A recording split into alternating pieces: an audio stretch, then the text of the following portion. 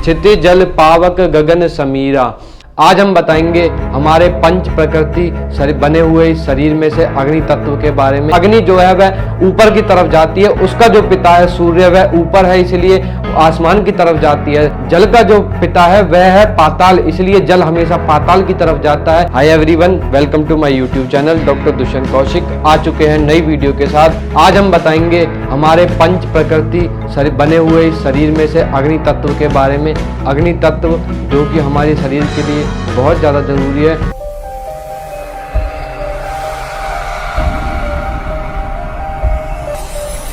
किसने जानी माया तेरी, किसने पार तुम्हारा पाया। जब बरसे जल जंगल कर दे, आकाश में सागर है ही नहीं। ना बरसे तो सूखा डाले, हाथ में तेरे अगन नहीं, हाथ में तेरे अगन नहीं। आप प्रकृति को इस तरीके से भी समझ सकते हैं। हमारे एक संत ने बहुत ही सुंदर वाक्य कहे हैं। ऐसे संत को मेरा बारंबार नमन, जिसने हमारी प्रकृति को इतने नज़दीक से समझने की कोशिश करी है। लेकिन प्रकृति को हम समझ नहीं सकते इतनी आसानी से इन शब्दों के जरिए से, लेकिन उन संत ने इतनी आसानी से हमको समझाने की कोशिश करी है इतने सरल भाव में। ऐसे संत को मेरा नमन है। चलिए आज मैं आपको बताता हूँ अग्नि तत्व के बारे में। लास्ट वीडियो में मैंने आपको बताया था हमारे शरीर के जल तत्व के बारे में। अगर आपने वह वीडियो नहीं देखी तो आप लिंक डिस्क्रिप्शन बॉक्स में मिल जाएगा, आप वहाँ पर जाकर देख सकते हैं। आज हम आपको बताते हैं कि हमारे शरीर के अंदर अग्नि तत्व जो कि सबसे मुख्य हिस्सा माना जाता है। हमारे शरीर के अंदर हमारे जो शरीर है वह पंच प्रकृति से, पंच महाभूतों से मिलकर बना होता है, जिसमें आते हैं क्षिति जल पावक गगन समीरा। यह 5 आते हैं हमारे शरीर के अंदर, जिसमें एक मुख्य होता है अग्नि तत्व। हमारे शरीर के अंदर जो भी खून बह रहा है, जो भी हमारे शरीर के अंदर खून की जितनी भी नदियां चल रही हैं, वह सारी अग्नि तत्व के कारण ही संभव है। जो भी नर्व्स, वेन्स, आर्टरीज और जो भी लिम्स, सारे हमारे लिम्फेटिक सिस्टम है, सारा हमारा जो भी चलता है, हमारा जो भी हृदय कार्य करता है, लीवर जो भी कार्य करता है, अग्नाशय, गर्भाशय और जितने भी हमारे शरीर के ऑर्गन्स हैं, उन सब का संबंध अग्नि से ही है। अग्नि तत्व सबसे ज्यादा उसमें मुख्य होता है। अग्नि के कारण ही हमारा शरीर जीवित होता है। इसमें मुख्य पंच महाभूतों में, पंच प्रकृति में एक अग्नि का भी सबसे मुख्य हिस्सा होता है हमारे शरीर के अंदर। हमारा जो शरीर है वह पंच महाभूतों से बना होता है, पंच प्रकृति से बना होता है, जिसमें एक अग्नि भी होती है। और अग्नि का जो पिता है वह भगवान सूर्य है। आप इस बात को इस तरीके से भी समझ सकते हैं। आप अग्नि को कितने भी कुएं में जलाइए, या फिर आप किसी छत पर जलाइए, या फिर आप कहीं पर भी अग्नि को जलाइए, तो वह कहां पर जाती है? ऊपर की तरफ। और जो जल आप चाहे छत से फेंकें, चाहे जमीन पर फेंकें, या फिर आप कहीं से भी फेंके, वह कहां जाएगा? वह जाएगा पाताल की तरफ, क्योंकि जो जल का पिता है, जल का जो पिता है वह है पाताल, इसलिए जल हमेशा पाताल की तरफ जाता है, पाताल की यात्रा करता है। और अग्नि जो है वह ऊपर की तरफ जाती है, उसका जो पिता है सूर्य वह ऊपर है, इसलिए आसमान की तरफ जाती है अग्नि।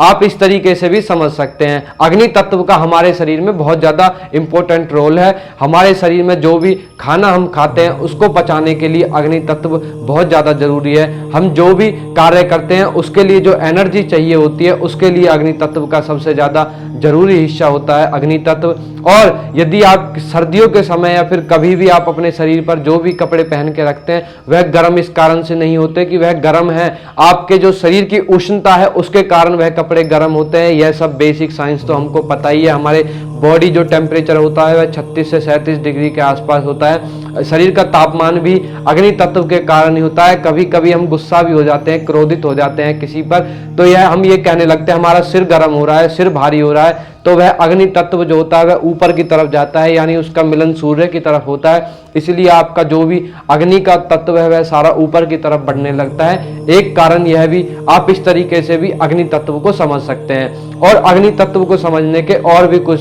आसान और सरल तरीके हैं, लेकिन इसका जो मुख्य जो है, इसका अग्नि तत्व का जो अग्नि का जो पिता है वह भगवान सूर्य ही है। और भगवान सूर्य का जो तेज है वह बहुत ही ज्यादा है। वह हम सबको, चाहे कोई भी हो, वह सबको एक समान समझते हैं। वह अमीर गरीब, छोटे बड़े का भेदभाव नहीं करते, वह कभी इस बात का भेदभाव नहीं करते कि आप जल्दी उठते हैं, वह इस बात का भेदभाव नहीं करते आप लेट उठते हैं, या फिर वह इस बात का भी भेदभाव नहीं करते आप पैसे वाले हैं, आप गरीब हैं, आपकी लंबाई छोटी है, आपका शरीर मोटा है, आपका शरीर पतला है, या फिर आप छोटे हैं। इस बात का सूर्य भगवान कभी भेदभाव नहीं करते। वह सबको एक समान समझते हैं, सबको एक स्वरूप मानते हैं।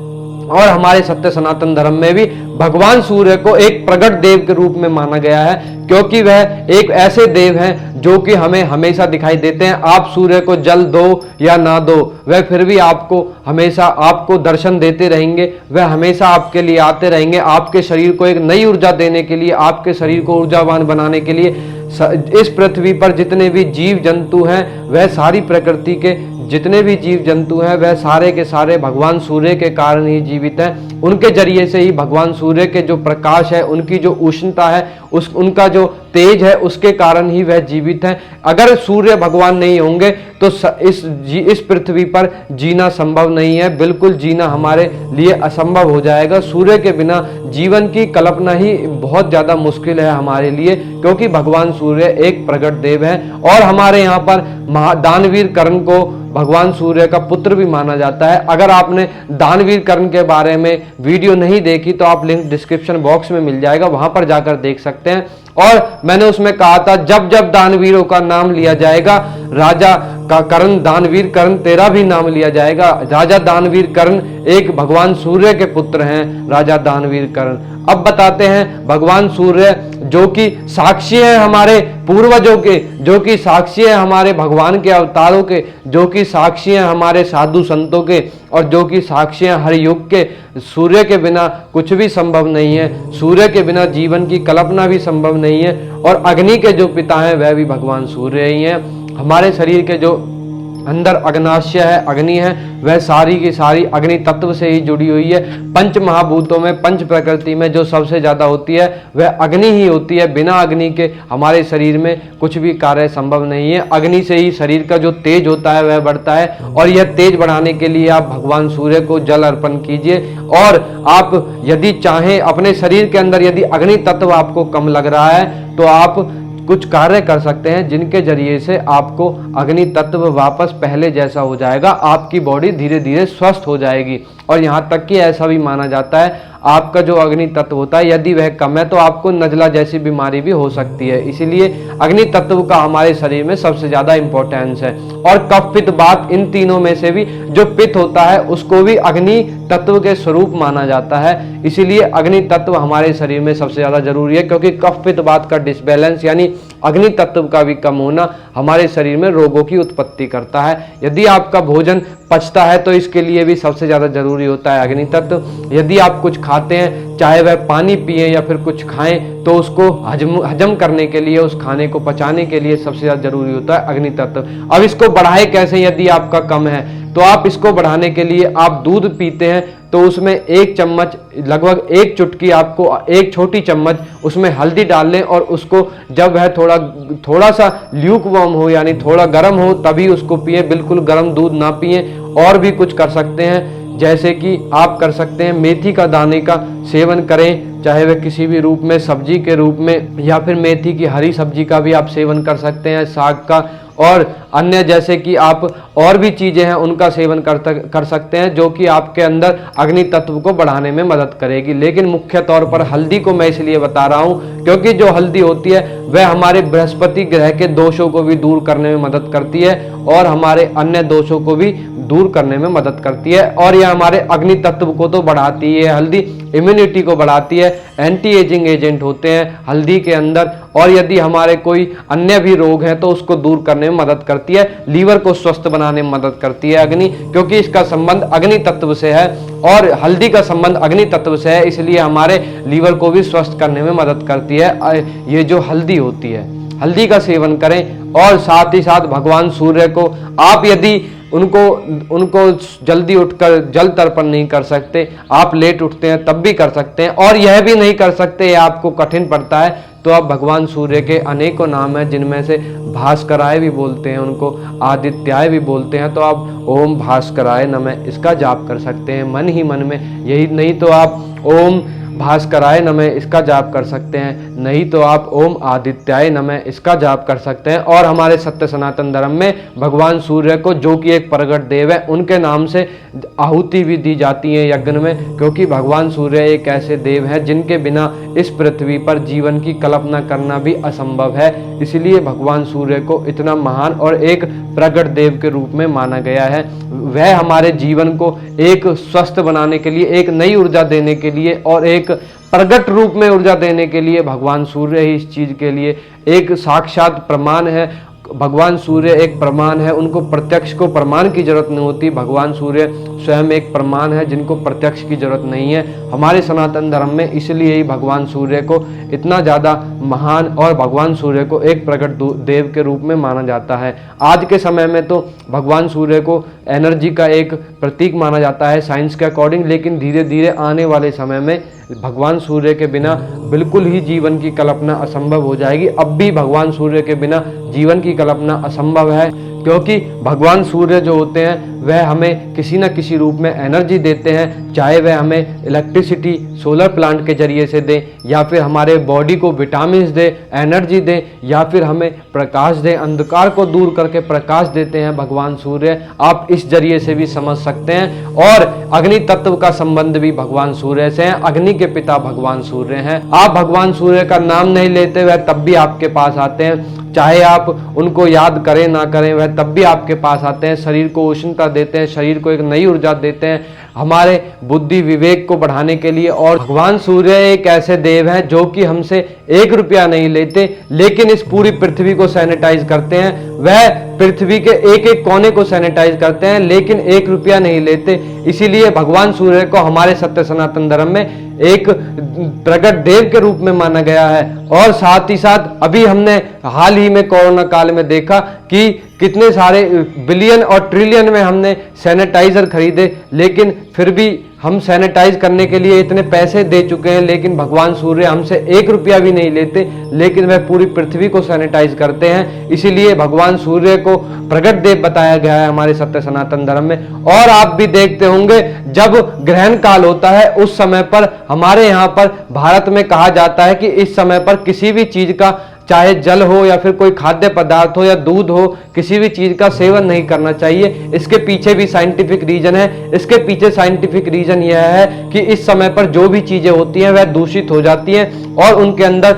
जितने भी जीवाणु, कीटाणु और जो विषैले जीव होते हैं वह ज्यादा बढ़ जाते हैं इस समय पर। इसलिए उन चीजों का प्रयोग हमारे यहाँ पर वर्जित बताया है, उन चीजों को इस्तेमाल करने के लिए मना किया गया है, क्योंकि उस समय पर जितने भी जीवाणु, कीटाणु होते हैं, विषैले जीव होते हैं वह बढ़ जाते हैं, क्योंकि उस समय पर भगवान सूर्य इस धरती को सैनिटाइज नहीं कर पाते और जो भी खाना होता है वह सारा किसी न किसी रूप में विषैला हो जाता है। लेकिन यदि कोई आपको जरूरत है तो उस समय पर हमारे सत्य सनातन धर्म में उसको प्रयोग करने के लिए कुछ औषधीय पत्तियां डालकर उसको उपयोग करने के बारे में बताया है। जैसे आप तुलसी का पत्ता डालकर किसी भी जल में या फिर दूध में या किसी भी खाद्य पदार्थ को खाते हैं तो उसमें डालकर खाएंगे तो आपको इसके ज्यादा दुष्प्रभाव नहीं पड़ेंगे, इसलिए बताया गया है। इसके पीछे भी साइंटिफिक रीजन है कि हमें क्यों नहीं खाना चाहिए, जो मैंने अभी आपको बताया है। और भगवान सूर्य को हमारे सत्य सनातन धर्म में एक प्रगट देव बताया गया है। भगवान सूर्य जो कि किसी में भेदभाव नहीं करते, वह किसी राजा में भेदभाव नहीं करते, वह किसी रंग में भेदभाव नहीं करते,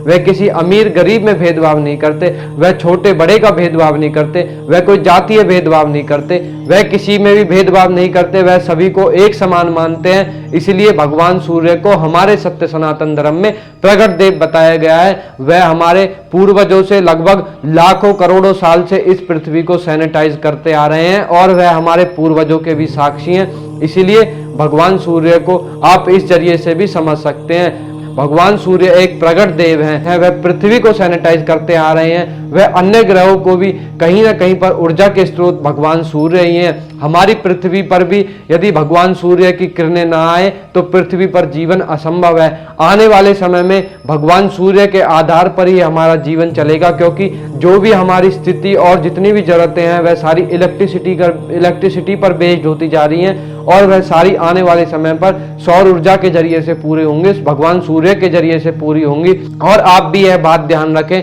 यदि आप जल्दी नहीं उठ पाते तो आप कोई बात नहीं, आप भगवान सूर्य को नमस्कार कर लीजिए अपने बिस्तर में से। यदि आप यह भी नहीं कर पाते तो आप अपने मन में भगवान सूर्य के नाम है, जैसे भास्कराय, आदित्याय, इनका नाम लेकर आप नमन कर लीजिए, तब भी आपको उचित लाभ होगा। और अग्नि रूपी भगवान सूर्य हमारे पेट के अंदर है और ब्रह्मांड में तो भगवान सूर्य है ही, इस जरिए से आप समझ सकते हैं। और भगवान सूर्य को एक प्रगट देव हमारे सत्य सनातन धर्म में ऐसे ही नहीं बताया गया है। और आप साथ ही साथ यदि उठकर सूर्य नमस्कार भी नहीं कर सकते तब भी आप भगवान सूर्य को हाथ जोड़कर भगवान सूर्य के भास्कराय या फिर आदित्याय नाम लेकर भी आप भगवान सूर्य को नमन कर सकते हैं। इससे भी आपका शरीर स्वस्थ रहने में बहुत ज्यादा मदद करेगा। और आप साथ ही साथ यदि एक बहुत ही सरल औषधि, यदि आपके नेत्र ज्योति कम हो रही है या फिर आपको ऐसा लगता है कि आपकी नेत्र ज्योति में कुछ ऐसा प्रभाव आ गया है जिसकी वजह से आपको कम दिखता है, तो आप यह छोटी सा उपाय या फिर औषधि जिसको अपना सकते हैं, बहुत ही सहज और सरल है। यह आप करेंगे तो आपकी नेत्र ज्योति पहले जैसी हो जाएगी, क्योंकि आंख की ज्योति का संबंध आपके आंखों से ही नहीं है, इसका संबंध आपके लीवर से ही है, लीवर से भी है। आंखों की ज्योति का संबंध आपके लीवर से भी है। अब बताते हैं आप इसके लिए क्या कर सकते हैं। आप लगभग थोड़ा सा जो मक्खन होता है वह प्योर मक्खन लीजिए, आप उसमें थोड़ा सा लगभग आधा छोटी चम्मच आप काली मिर्च डाल लीजिए और उसमें 1 चम्मच आपको देसी खांड या देसी शक्कर मिल जाए तो उसको डालकर आप मिलाकर कटोरी में और उसका सेवन करेंगे फ्रेश होने के बाद, तो आपको उचित लाभ होगा।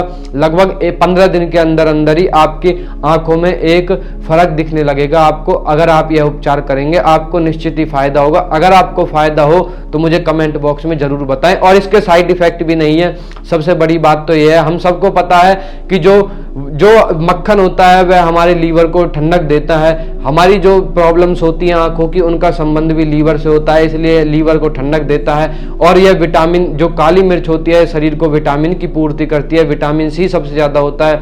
और जो शक्कर होती है यह हमारे कहीं ना कहीं बॉडी को एनर्जी देती है और लीवर के लिए भी उपयोगी मानी जाती है। देसी शक्कर और देसी खांड, इन दोनों में से कोई भी जो आपको उपयोगी लगे। चलिए आज की वीडियो में इतना ही, फिर मिलेंगे नई वीडियो के साथ, नए विषय के साथ। अब वीडियो से विदा लेते हैं। ओम शिव गोरक्ष आदेश आदेश आदेश।